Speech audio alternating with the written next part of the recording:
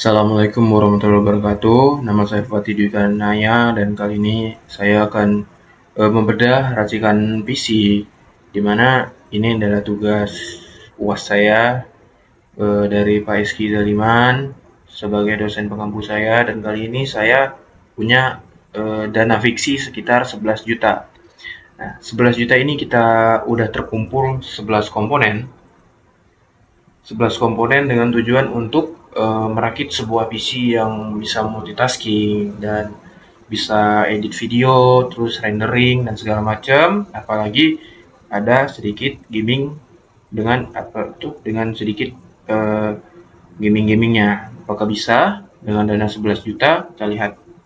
Oke, di sini udah ada komponen yang paling pertama, yaitu adalah prosesor, di mana saya menggunakan prosesor AMD Ryzen 5500 box.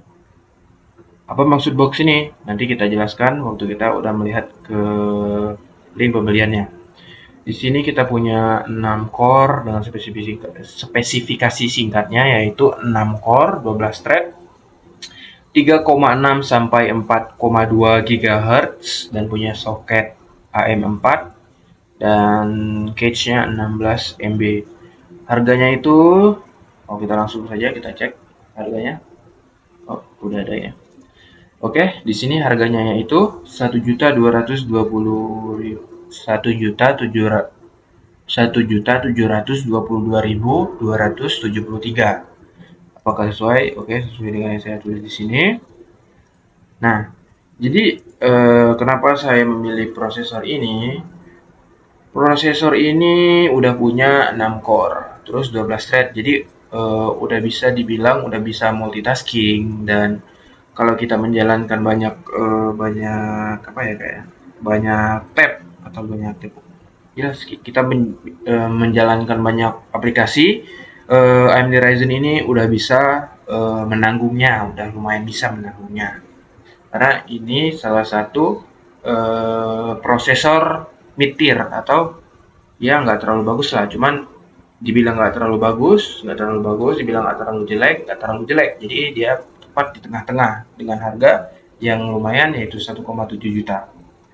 Nah, kenapa saya memilih ini? Karena performanya udah sangat cukup untuk seharian, udah cukup, bisa editing ringan, bisa lagi kalau kita sandingin ke VGA, karena kan di salah satu komponen saya punya VGA atau GPU tambahan.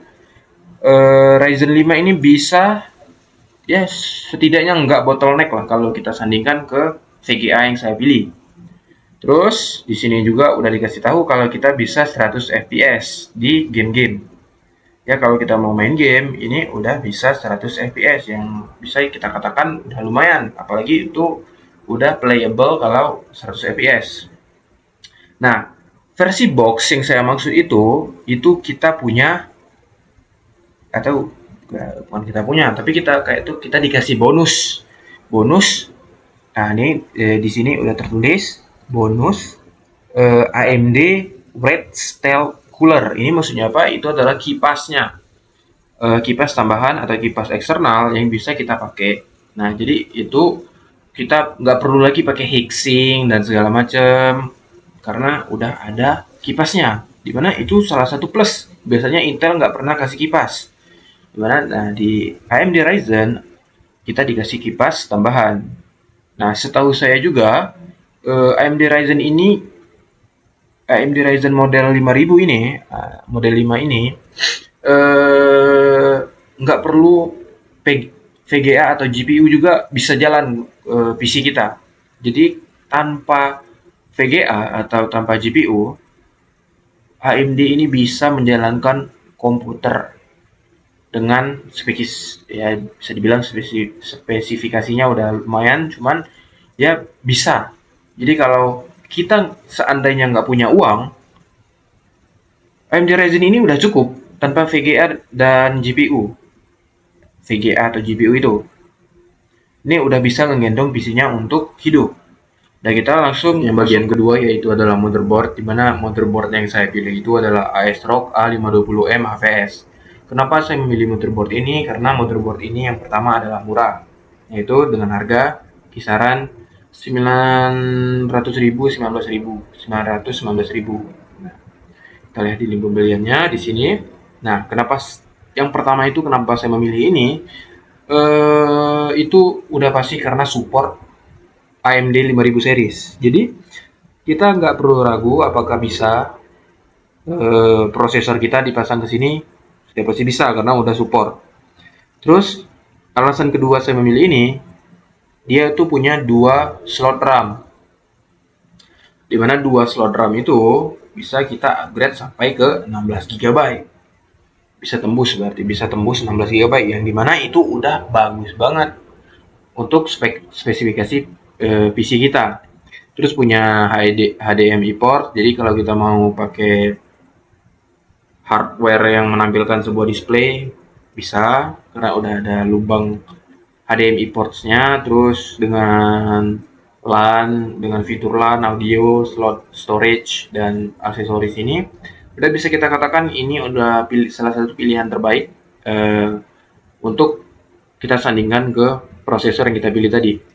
Nah, oke, kita masuk ke bagian yang ketiga, yaitu adalah RAM. Nah, RAM yang saya pilih itu adalah RAM Tim T-Force Vulkan Z DDR4 16 GB kit 2x8 GB dengan 3200 MHz. Nah, kenapa saya memilih ini? Karena ini salah satu opsi yang saya punya dengan harga yang lumayan rendah, di mana banyak produk-produk dengan spesifikasi yang sama di harga 2.500.000 lebih. Dan di sini saya dapat sekitar 2.195.000. Nah, kita cek. Nah, di sini kenapa saya memilih ini? Karena ini udah harga yang paling tepat. Terus ini RAM-nya tuh 16 GB juga.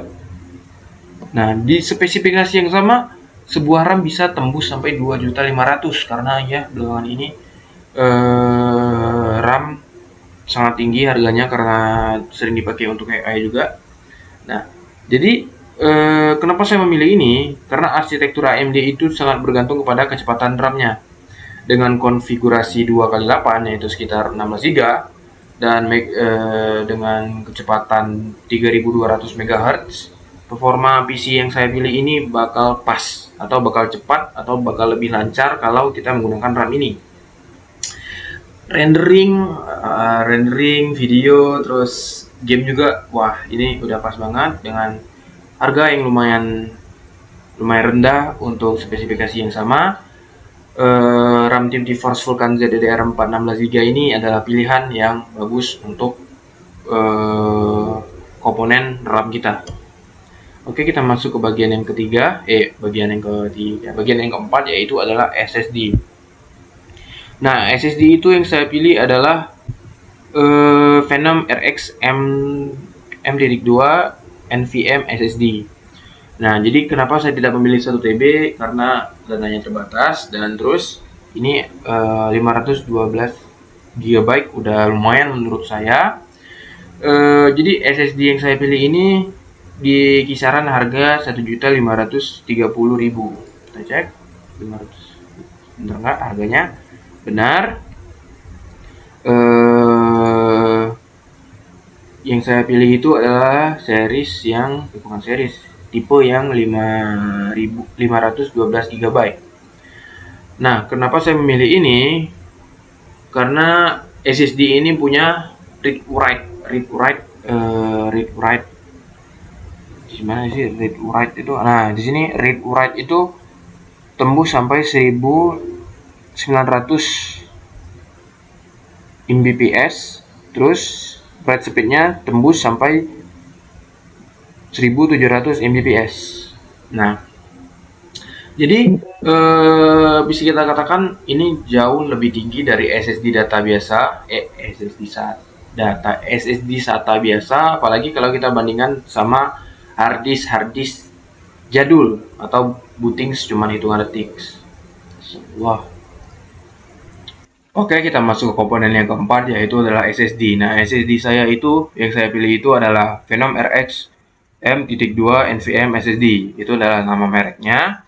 Terus spesifikasi singkatnya itu adalah 512 GB. Terus Gen 3 kali 4 dengan kecepatan read sekitar 1900 Mbps dengan write 1700 Mbps. Ini udah bagus banget di kisaran harga 1.530.000. Kita cek. Nah, SSD SSD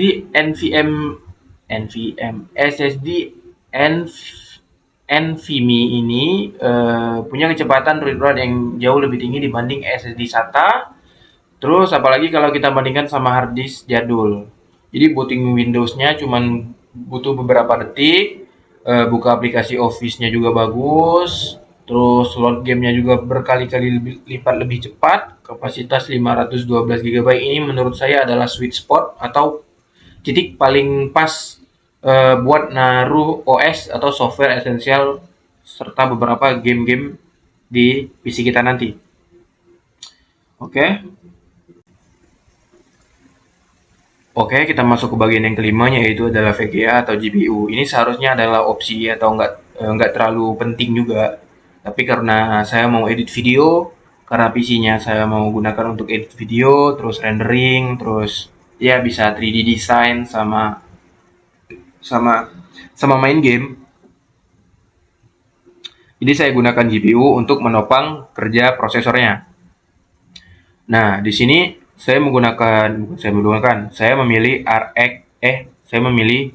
VGA Phenom RX Radeon RX 580 8 GB. Di sini udah ada spesifikasi singkatnya, namun saya jelaskan lagi nanti di marketplace-nya. Nah, saya dapat di kisaran harga 2.185.000. Kita cek. Nah, di sini kita punya harga, kita dapat di harga 2.195.000. Nah, ini harganya lumayan murah dan ini mencurigakan. Nanti saya ceritakan kenapa mencurigakan, kenapa alasan saya menyebut ini mencurigakan. Nah, tapi kita terus saya jelaskan dulu kenapa saya memilih ini. Nah, yang pertama itu Phenom RX Radeon RX 580 8 GB ini punya VRAM. Nah, VRAM-nya itu 8 GB. Itu udah gede banget untuk sekelas Radeon, untuk sekelas VGA. Nah, kita bandingkan saja ke laptop yang saya punya. Laptop yang saya punya itu adalah punya VGA, yaitu RTX 250 4 GB. Nah, dengan VRAM 8 GB di PC rakitan saya nanti, itu bisa kita katakan itu menjadi salah satu hal yang paling ngebantu lah kalau kita ngedit video, bikin 3D, terus rendering, terus main game. Jadi dengan harga yang terjangkau segini, udah bisa dapat VRAM 8 GB, waduh pas banget. Apalagi kita punya 256 bit.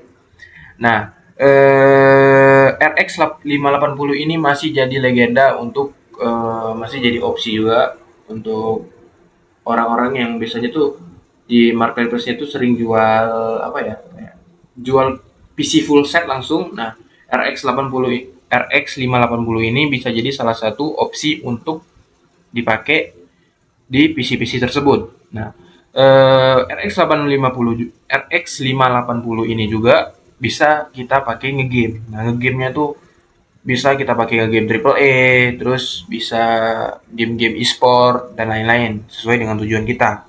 Apalagi ngedit video. Berarti AMD Radeon ini menjadi salah satu penopang nanti di PC saya, di PC rakitannya. Apalagi combo dengan AMD Ryzen ini. Nah, kenapa saya menyebutnya mencurigakan di harga 2.185.000? Saya dapat informasi kalau VGA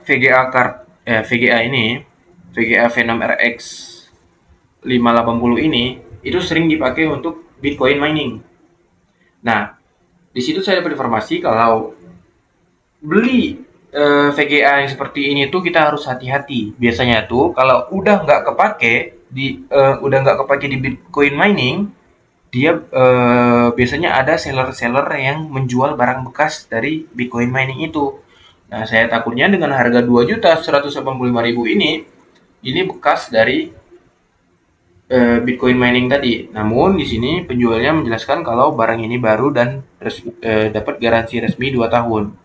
Jadi semoga aja VGA-nya benar-benar dari barang baru dan garansi resmi. Nah, itu untuk VGA-nya. Kita masuk ke bagian PSU-nya. Nah, PSU yang saya pilih itu adalah Digital Alliance PSU. Oke, kita masuk ke bagian yang keenam, yaitu adalah PSU. Nah, PSU yang bakal saya gunakan itu adalah Digital Alliance PSU Power 550 watt 80 plus bronze modular kabel RGB. Nah, di sini ada spesifikasi singkatnya, yaitu ada 550 watt 80 plus bronze, frekuensi 50 sampai 60 Hz. Nah, di sini kita dapat harga di harga 515.000. Nah, kita cek. Nah, di sini harganya pas, berarti 515.000. Nah, komponen bagus nggak akan ada gunanya kalau listriknya nggak stabil. Jadi untuk menjamin part-part lain nggak rusak karena kelistrikan, maka kita akan menggunakan atau mempercayakan daya yang akan masuk ke PC kita dengan PSU Digital Alliance. Nah, yang paling penting dari PSU ini adalah dia udah mengantongi sertifikasi 80 plus bronze. Artinya efisiensi dayanya terjamin dan komponen proteksinya udah mumpuni buat nahan beban daya dari Ryzen 5500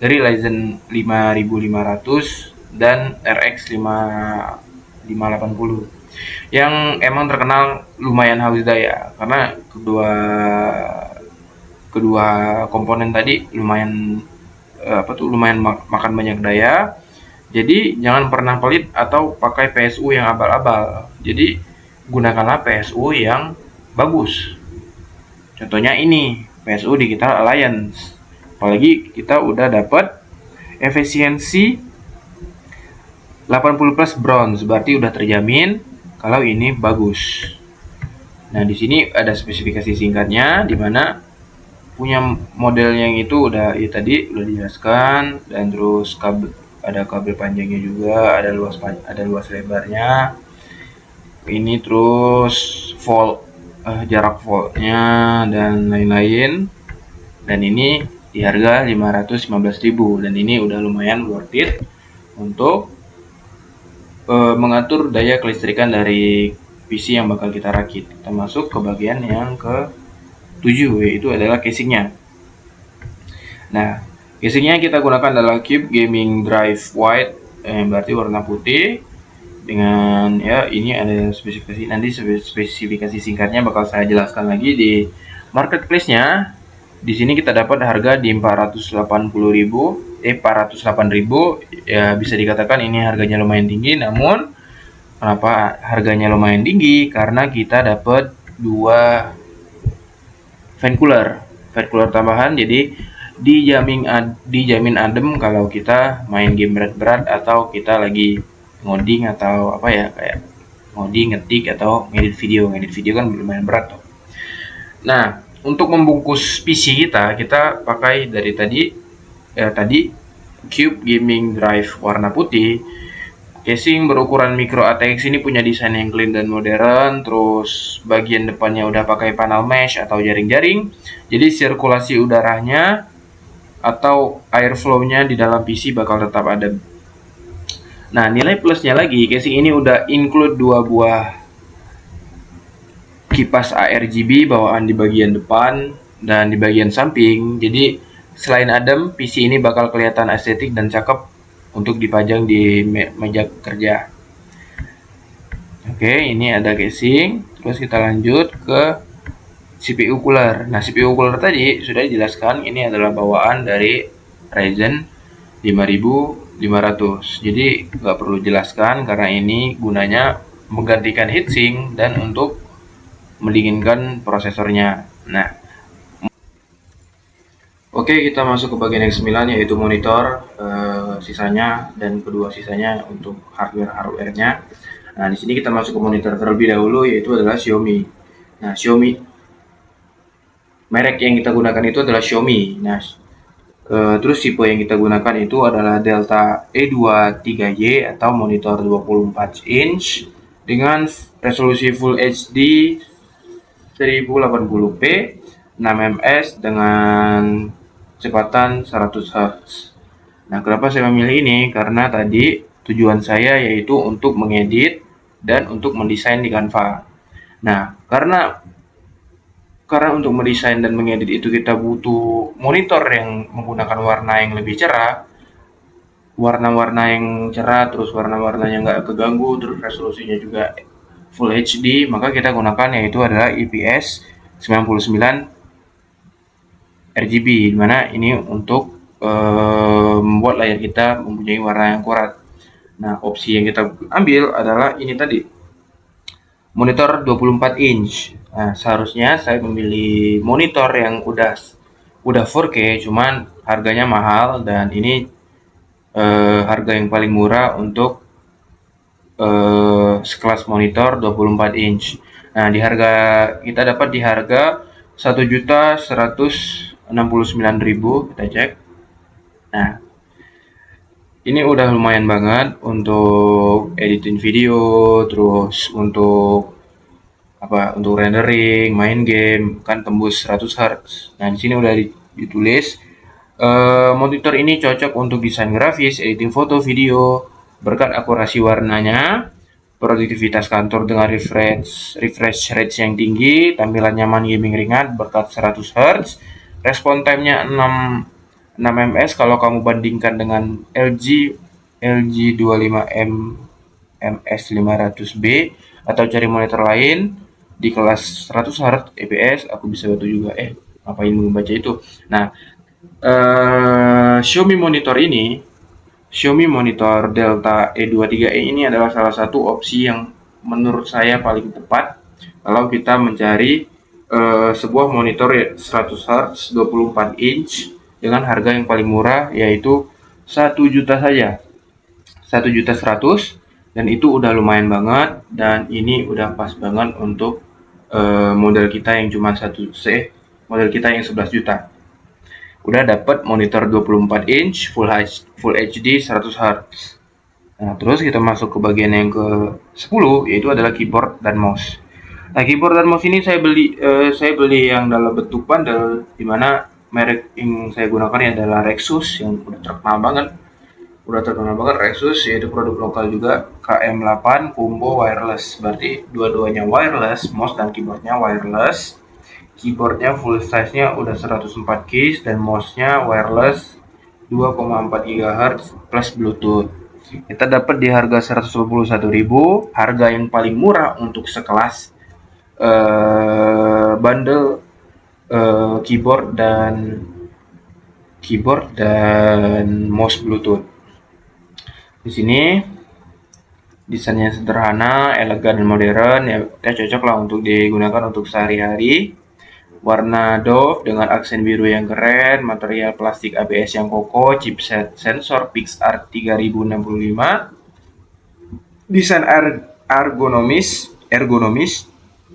keyboard Rexus KM8 V2 dilengkapi dengan 1006 tombol yang didesain secara ergonomis dengan bentuk keycaps yang cengkung.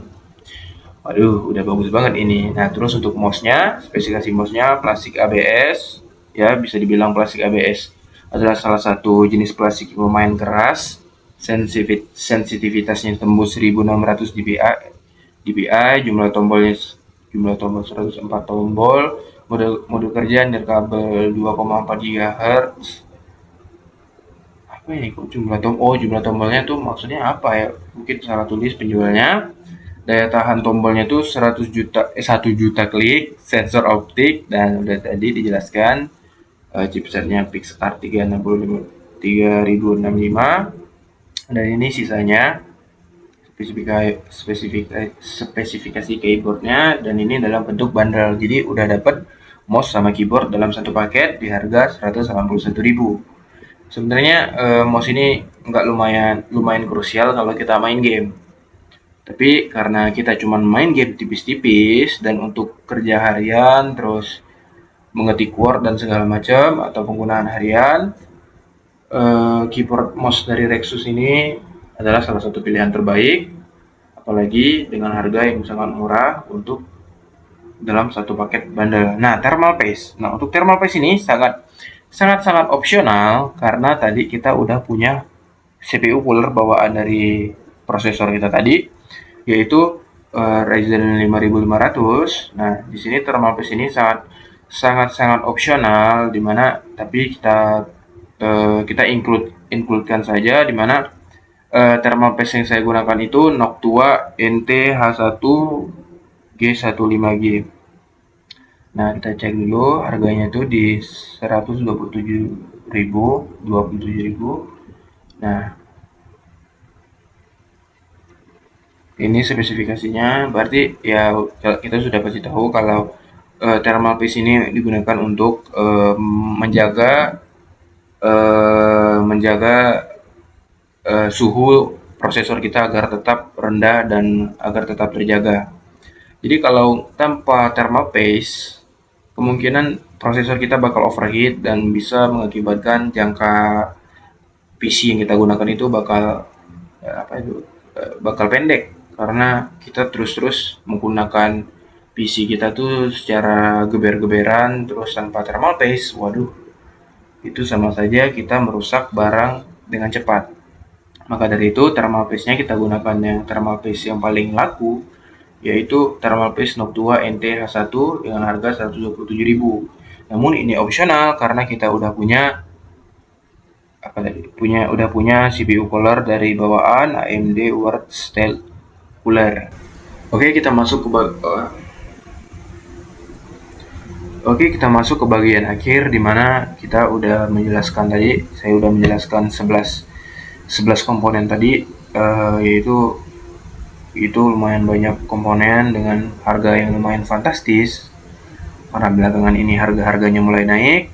Nah, terus total yang saya dapat itu dari 11 komponen tadi yaitu adalah 10.951.000, dimana itu udah mendekati ke batasnya, yaitu 11 juta, dan masih tersisa 49.000. Mungkin 49.000 cukup untuk kayak biaya merakitnya ke orangnya. Nah, kesimpulannya racikan PC ini menurut saya udah sangat klop dan siap banget untuk dirakit. Kompatibilitas antar partnya juga aman, performanya seimbang, nggak ada komponen yang mubazir atau overspec sendirian. Berarti ya bisa kita katakan prosesor sama VGA-nya nggak bottleneck. Terus PC ini bakal siap nemenin produktivitas keseharian, pengerjaan tugas, desain grafis, desain Canva, editing video, rendering. Karena ada VGA tambahan tadi yang ngegendongnya, sampai hiburan seperti game, bisa game AAA, bisa game-game ringan juga, masih bisa ngangkat juga PC ini. Jadi PC ini sesuai budget 11 juta, udah dapat monitor sama keyboard, udah dapat spek yang lumayan tinggi menurut saya, dan bisa saya katakan ini adalah PC yang bagus untuk kita gunakan di seharian atau untuk sekedar kita main game. Oke, sekian dulu dari saya. Saya mohon maaf kalau penggunaan kata saya lumayan ribet karena video ini diambil di pukul 11 malam dan saya udah mulai ngantuk. Sekian, terima kasih.